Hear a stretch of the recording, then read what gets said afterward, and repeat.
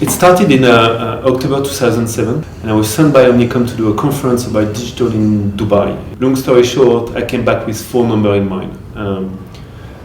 There were 300 million people speaking Arabic, a very young population across the board. But surprisingly, at that time, the number that was running was 5% of the internet users were Arabs, but only 0.5% of the content was in Arabic. 1% of the advertising money was spent on digital. So I came back with that number and that gap in mind. I said, look, this gap gonna catch up. I don't see why it isn't catching up already. It took us 6 months to adjust with the idea and said, let's go, let's do it. So we moved in July 2008. And then came the choice about Dubai or Beirut.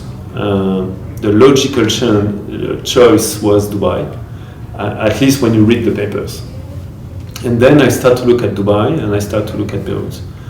And Dubai was booming, but super expensive. And Beirut was kind of the opposite. So Beirut had its own challenges, but you had the talent, and we had a better cost base in terms of structure.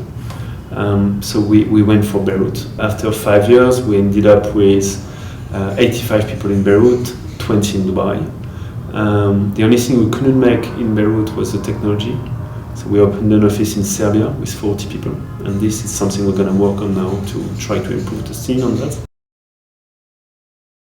Let's say we had 2 challenges. The first one was, I guess it started to stop now, but we had a massive brain drain. So the first challenge was we were training people for 2 or 3 years. They were getting ready, and the first thing they were doing it was jumping to Dubai to get 3 times their salary that were going in Beirut. And the second one was, it's complicated to have most of your people in a country where you don't do business. So recreating that culture of the clients, make people understand this, and not to mention that Beirut weekend is Saturday, Sunday. But this for me was, every country has problems, and that was a very minor problem compared to if I had 85 people in Dubai anyway, I would have bankrupted the first year. So it was fine. You need to be organized in a way that people cannot come to the office in the morning for any reason. It can happen anytime. Even if I never wake up in the morning or go to bed and it's like, what's going to happen next day? I never think about this. I never thought about this for 5 years. But everything is cloud-based. So basically, we're in a way that we need tables, electricity. Everybody's based on laptop. They're taking the laptop. So if tomorrow morning we have to reopen in Brumana or Farah or whatever, we reopen as long as we get a DSL connection and electricity, we reopen in 24 hours.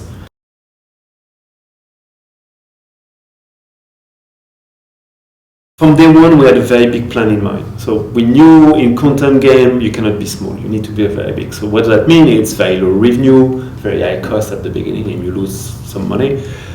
Now we put the figures public, but we lost $6 million between 2009 and 2014. Wow.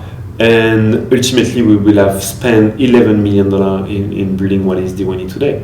Wow. So now it's profitable, it's generating money, etc. So you had to have people who understand and trust us. So I guess the trust with the history we have in Europe and extra was there, and those guys can make it. But then we raised the money outside of the VC landscape. We tried to discuss with VCs.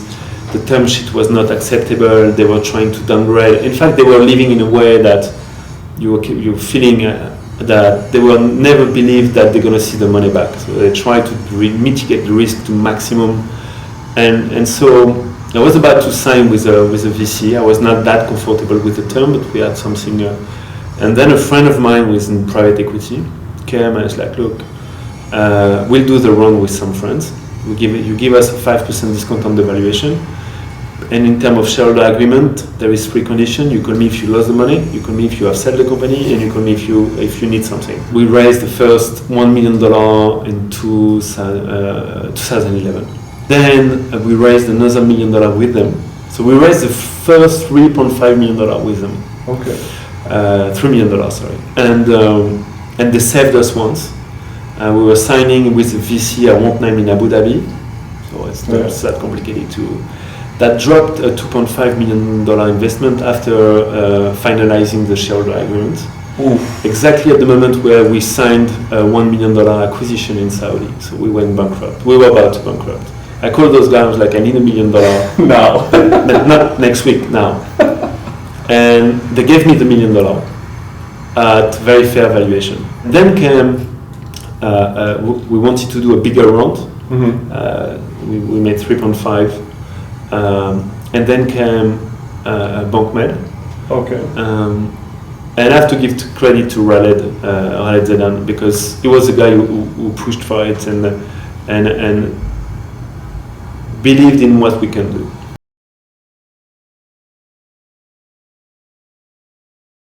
I met a panel at Aramnet, and that was funny because you had two guys on the panel making the exit, and you had a German and a French. And my question was, how come people outside of Lebanon are more bullish about Lebanon than Lebanese?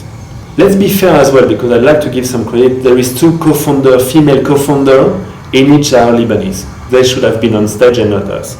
But still, you have two people who were very defensive about the situation in Lebanon, genuinely thinking that the best place to start a startup in the Middle East.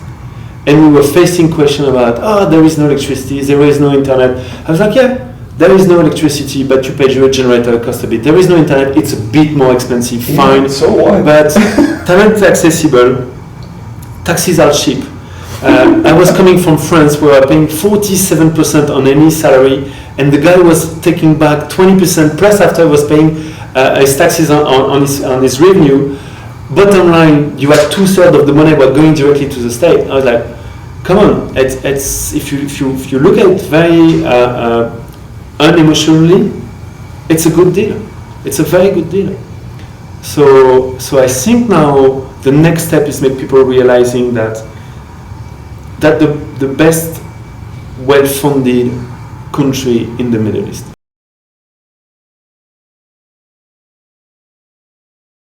So yeah, we need to be careful because it's a lot of money. It needs to be well spent, well invested. And I think what we don't realize yet is understanding the full potential of this. So we need more talent.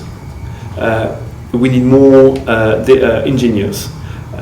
We need more entrepreneurs to come back in that country. We need to do that job in promoting that 331. There is good condition. It needs to be done. But look, it's going to be 70 to 100 startup funded in the next 4 years. It means, let's say, 30, 40 people per startups. It's 4,000 high-tech guys, women in that industry. It's a lot. It's a lot. So if we do well and we promote it well and people start to believe, it's going to be a massive success. So that's why it's not only a responsibility of having the money, it's convincing people that to start a company in Lebanon. Don't look at the past. It's like, there is history, there is problems everywhere. We might have problems elsewhere. But if you look at on the more, took a step back, despite all the problems you have or you had in Lebanon, there is good story coming outside of that country, and it's most probably the best well-placed country to succeed in the ICT sectors. 4 hours plane you're in London or Paris, 3 hours plane you're in Dubai.